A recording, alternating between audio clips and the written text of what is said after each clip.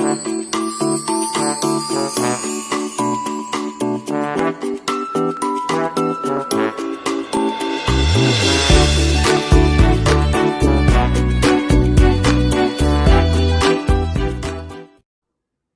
Ivan. Hello, how are you?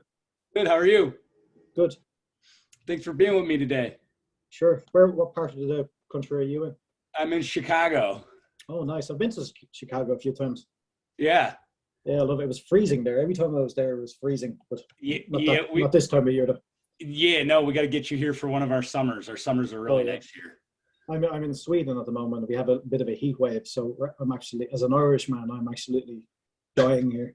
You got to stay out of the sun. I'm an Irish man myself, and I I see totally. that you have a good Irish name.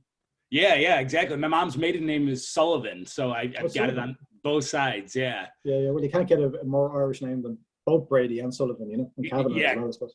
Correct. Yeah. My family's from County Kerry, so I know you're a Dublin Okay. guy. Yeah. Yeah. Have you ever been there? No, I actually haven't. I've desperately Kerry's, wanted to. Kerry's beautiful. Oh, Yeah, that's what I've absolutely heard. beautiful. Yeah. Well, so let's get started. I mean, Sure. so this is our hot seat for AMovieGuy.com. We've got the great Ivan Kavanagh here with us. He is the director of.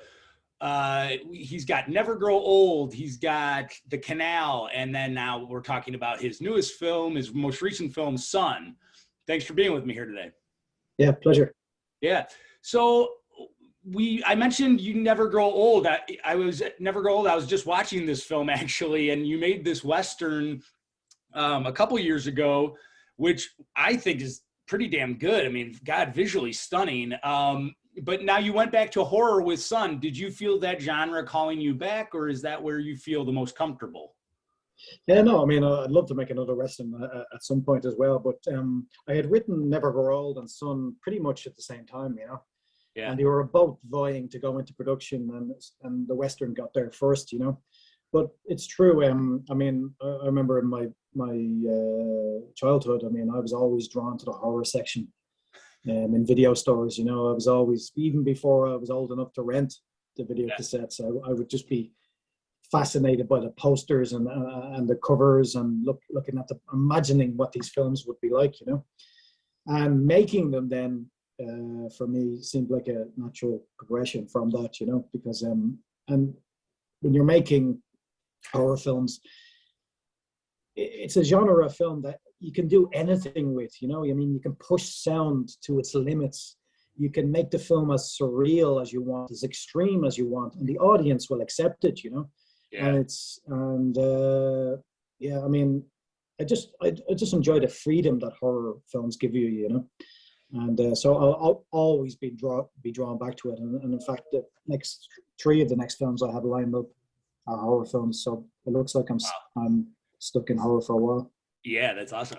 Well, and I read that your inspiration for Son had sort of been the birth of your own child. Yeah. Now, when you're writing the script, and that is sort of your inspiration and what you're thinking about, does that make it an easier script to write? Does it just flow easier, or did it make it more difficult because it felt maybe a little bit more personal? No, I mean, for me, there has to be some personal aspect, because I've written and directed all my films. There has to be some personal way into the film, if you know what I mean. I can't just go in on pure plot. It has to be emotionally driven, Yeah. So, and also I find writing and making films very cathartic, It's kind of a working through of stuff, like a therapy almost, Yeah. And I always pour all of my fears and anxieties into, especially the horror films that I make, And this one, it came about because my son had quite a difficult birth, and me and my wife were very worried about him for the first few months of his life, But during that time, I could see how close my wife and he were becoming, that mother-son bond is very strong. And I began to think, is there anything a mother wouldn't do who loved their son to make him better? And what would she do to protect him? How far would she go? Really, it was just the emotional starting point, really, to get my imagination going on the story. Yeah. Well, and that's the horror genre kind of has a rich history of that concept of parenting and how far parents will go. You've got films like The Exorcist or Let the Right One In, which were, Yeah. or the Omen, which is a personal favorite of mine. But did you, in your approach of making Son, are you trying to sort of forget those movies so that you know you're making a unique film, or are you just like, no, I want to be a part of that group? Yeah, I mean, all of those films you just mentioned, I love and I've seen. So you can't unsee the films that you've seen, you know. I mean, I Yeah. didn't consciously go in and say, I want to make a film that's just like this or just like that. I mean, I'm sure there's hundreds of influences from many of the films I've seen.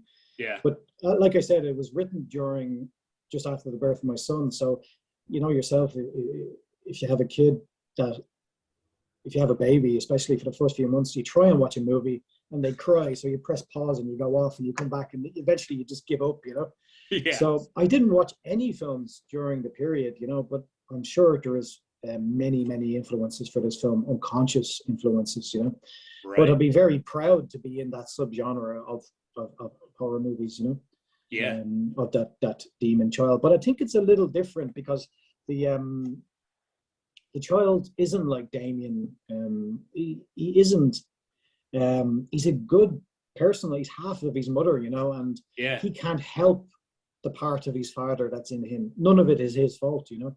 Right. So I wanted the child to be likable and different than Damien, which is great in another way, but different, Right. you know. Yeah, definitely. Well, and yeah, I mean, you even mentioned sort of who you have here in this cast a little bit. I absolutely love the cast, and I was kind of well, I don't know if I should be shocked at the fact that you didn't even have Andy Matichak like do an audition or anything. You just met with her for like tea or drinks, and you said, "All right, I'm impressed by her, and this is the one." But when you get on set, did you find that you had to maybe direct her a little bit more, or did you have to, or were you just like, "Here's the script, read it, it'll all come out," or do you give her notes? No, I mean, I remember we met by Skype the first time and we just talked, and I don't like to do traditional auditions where they read the part or anything like that. I just like to meet the person and see what they're really like. Yeah. And I could see instantly that Andy Matichak is instantly likable. She's highly intelligent. She's very strong person, and I knew those qualities needed to come across for Laura, the part that she was playing, you know. Yeah. I just knew I always go on my instinct, and I knew instinctively that she could do it. As for the direction, I've only ever had to give Andy very, very subtle direction, and it's because that we from months before we discussed the part. I remember I gave her many films to watch as a reference for her performance, and she watched them all, and we discussed these films. And then something else I do for actors as well is I write character histories. So I write basically maybe a 10 or 20 page document which documents their life from the time they were born to the time the film begins. So she had all this background information to draw upon, you know. Yeah. And she just threw herself completely into it, and she was an absolute joy to work with, and I'd love to work with her again. We've talked about it, you know. Yeah, that's awesome. Yeah, she is fantastic. I mean, and then you're working with Emil Hirsch for like the second time now. Yeah. You know, his performance here is much more subdued, especially from Never Grow Old. He's a little bit more in the second role. But, you know, what is it that sort of about Emil that's made you continue to work with him and, you know, talk about sort of the relationship the two of you have? Because clearly when you're working with somebody on multiple times, there's something good there. Yeah, I mean, after Never Grow Old, which was really a tough shoot, but we both really enjoyed it. We both really enjoyed working together. And Emil is, I mean, he always comes to the set really prepared. Yeah. He's a real upbeat presence to have on the set. The crew really love him. You know, he always keeps everyone laughing, and he's just a great guy to have around. You know. Yeah. And also he's a really great actor, and he throws himself into it. And he just really enjoyed the way I work, the way I give actors a lot of freedom and to improv sometimes if I feel like the scene needs it. And at the end of the shoot for Never Grow Old, he said to me, "Listen, if there's anything else you can think apart from me, I'd love for you to consider me." And I said, "Well, actually, I have this one that I'm hoping to do next." And he just loved it. He loved the challenge of doing what you said there, was playing a very subdued character. Yeah. But also he's don't want to give anything away, but he's kind of Yeah. the puppet master of the film, you know. Right. And he seems subdued, but really he has another agenda, and he just relished that. He had great fun with that. Yeah. And I don't know, I just really enjoy work with them, and we have a shorthand working together because we worked together before. Yeah. I don't have to go into too much detail about stuff. He just gets it, you know. So we plan to work together, and again on a third one. So hopefully that comes together. Yeah. Well, let's talk about like sort of the behind the scenes stuff, the the production and shooting the film. When you shoot a Western, that movie, I mean, Never Grow Old has amazing, gorgeous shots. And Sun is also visually amazing, but I've also noticed with both films, you use a lot of like natural light. I mean, it seems like you're using like dark corners and letting the light peek through the door or shooting through a threshold. Yeah. What sort of aesthetic style do you sort of like to bring to the table for any movie, really? I mean, is natural light the must way you have to go, or is it? Well, I mean, it's only the impression of natural light. We very rarely used actual natural light. I mean, a lot. Pierce McGrail, my regular DP, I've worked with him on 3 films: The Canal, Never Grow Old, and Sun. He puts a lot of work, and there's a lot of effort in for that natural look to come across, you know. Yeah. And also, it's a film by film basis, you know. I mean, for Never Grow Old, I mean, the references we looked at were McCabe and Mrs. Miller and Heaven's Gate and other westerns from the gritty westerns from the 70s. Right. With Sun, I mean, my references were, I wanted the film to go from a Norman Rockwell version of America, which is idyllic home life that she has, that you see very briefly, into almost a taxi driver-ish version of America, where it's all dirty neon and filthy walls and decay, you know. Yeah. So it's a film by film basis, really. But we put a lot of work and effort into the look of each film. And for me, I like, you talk about shadows there and darkness. I like dark, you know. I like to impenetrable darkness, you know. I don't like these milky sort of dark. I like the high contrast stuff, you know. So that's something that Pierce, also my DP, also loves as well. So we have great fun planning every shot. I mean, there is no coverage in this film or any of the films I make. I mean, every shot we used in the film. I pretty much edited the film in my head as we go along, you know. So pretty much the film is just slotted together as we shoot it, you know. Yeah. And I don't like the idea of coverage where you shoot multiple angles and stuff. I like to decide beforehand what each shot and how each scene is going to be shot, you know. So yeah, a lot of planning goes into it. Yeah. Well, are you a storyboarder? Do you tend to storyboard a lot of your films, or is that something that you do personally, or do you like have somebody else do the drawings and then you kind of go off that? I don't storyboard the whole film, although me and Pierce go through the film and I say this scene is one close-up and a wide shot, or this is just a wide shot, or etc. But for the set pieces, say for Never Grow Old, like the burning down of the saloon or the hanging of the young girl, or in Sun, the killing of the pimp, the walk to the bathroom and stuff, that was all storyboarded because it needs to be, because it's kind of, it's the slow build up of suspense, the Hitchcockian thing, you know. Right. And but I just draw really bad stick drawings, but it's really embarrassing showing it to people who haven't seen it before, but you get the idea of what the shot needs to be, the general, like what angle it needs to be, the movement in it, etc., and what needs to be in the frame, you know. But I draw them all myself.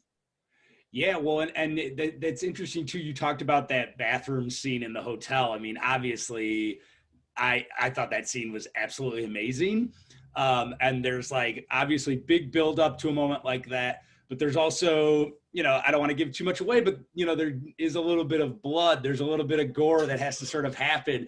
Is that, is that a scene where you're just like, you start to prep it and you're hoping to surprise the cast when they get to set, or is it just like you're anticipating and you can't wait to do it? No, I can't. I like literally counting down the days to do those type of scenes, you know. I love that stuff. I mean, that's the fun stuff, you know. That's the gore, you know, the stuff. It's just so great. And it was it's never enough blood for me for some reason. I just keep saying more and more and more. I mean, if you were to see the outtakes, it's me screaming more blood, more blood. You know? And with poor David, who played the pimp. Yeah. I mean, he's an absolute trooper, because he only told me afterwards that we were basically spraying blood onto his face that's supposed to be coming from his stomach. Right. And he to me, I kept saying more, keep going, you know. And he said to me, it felt like he was being waterboarded, but he couldn't breathe. But he never complained, not once, you know. Right. So an absolute trooper, you know. He did a great job, you know.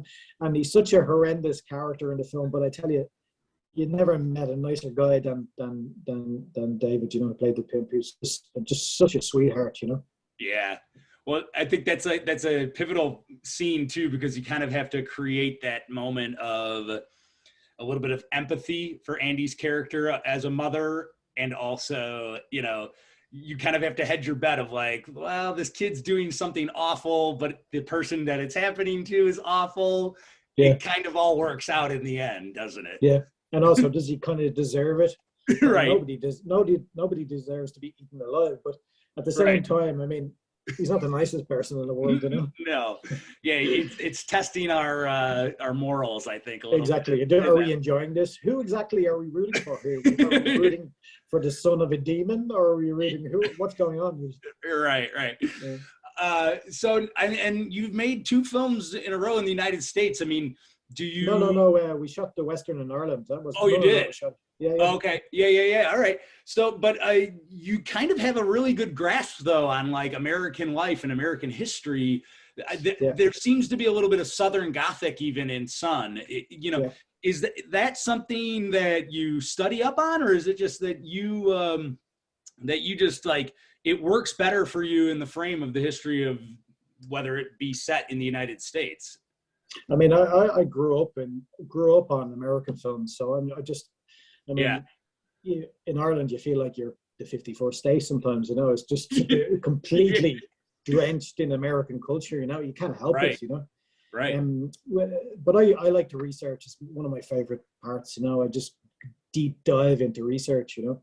And never grow old. I think I did, because the film took a while to get there. I mean, 5 or 6 years of research. I had books of history books, and I collected photographs from the 1855 onwards from American history, and I use those as references, you know. Yeah. But also for Son especially, I mean, you could never make a road movie in Ireland, because Ireland is so small. It'd be the shortest movie ever, you know. You can drive across Ireland in 2 hours, and there's nowhere to hide, basically, you know. So nobody can go on the run in Ireland, you know? Right. But also in America, every time I've been there, it feels like literally anything can happen. It's so vast, so many people. Yeah. It's just like even the son of a demon, I believe it if it happened in America, you know. And there's so many different types of made-up religions, and I know they're all made up essentially, but there's so many new religions, and every week there's a new religion, and it just feels like I couldn't have said that anywhere else, you know. And also Ireland and anywhere else in the world, in Europe especially, don't have those motels, don't have those seedy motels, and it just felt perfect for the film, you know. Had to be America. Yeah. Well, and now Son's, they're telling me to wrap up here, but Son's going to be on Shudder next week, I believe. And no, it's on already. It started on Friday. Okay, it's on already. Yeah, so that's awesome. I mean, hopefully there's a new audience there to see it, because I think the streaming direction is where a lot of movies are going. So how does it feel for you to sort of have your movies on streaming? Is that something that you're excited about, or do you prefer maybe the more theater experience, or a little bit of both? I mean, you got to hedge your bet, right? A bit of both. I mean, but this is the only film I've ever made that I've never seen it with an audience. Yeah. And it's played at festivals, but the problem is that the festivals were all online mostly, you know. It was impossible and I couldn't travel because of the lockdown and etc. So that was a real sadness, you know, especially because we mixed the film to be heard, and the look of the film is meant to be seen on the big screen, you know. I mean, we shot it on anamorphic lenses from the 70s, and I mean, we put a lot of effort into being seen on the big screen. However, Shudder and RLJ, who made the film with us, have been just an absolute joy to work with. I mean, I Yeah. could have been more, can't be more proud. That's on my last film, a horror film, The Canal is on there as well. So I have two films on Shudder, you know, and they just understand genre, they understand horror, and you can see they appreciate it, you know. I mean, this is the first film I've made that it's that I got some say in the poster even, you know, and it's the first film I've made where I liked the poster of my own film because they listened to what I had to say, and I really, really appreciated that, you know. And I'd love to make more stuff with Shudder. They're just great, and I can see by the comments, which are fantastic on Shudder, that the audience really gets it, and the film is now getting to the right audience that it should be getting to, which is fantastic. Yeah, it's awesome. Well, great. Ivan Kavanagh, thanks so much for talking with me today. Love the film. My reviews on Rotten Tomatoes, very fresh. I was a huge fan of Son, and I want more people to check it out and check out your other films too, because you've done some great work, you know, and I hope to keep watching you. Thanks a million. It was great talking to you. You too. Thanks, Ivan. Bye-bye.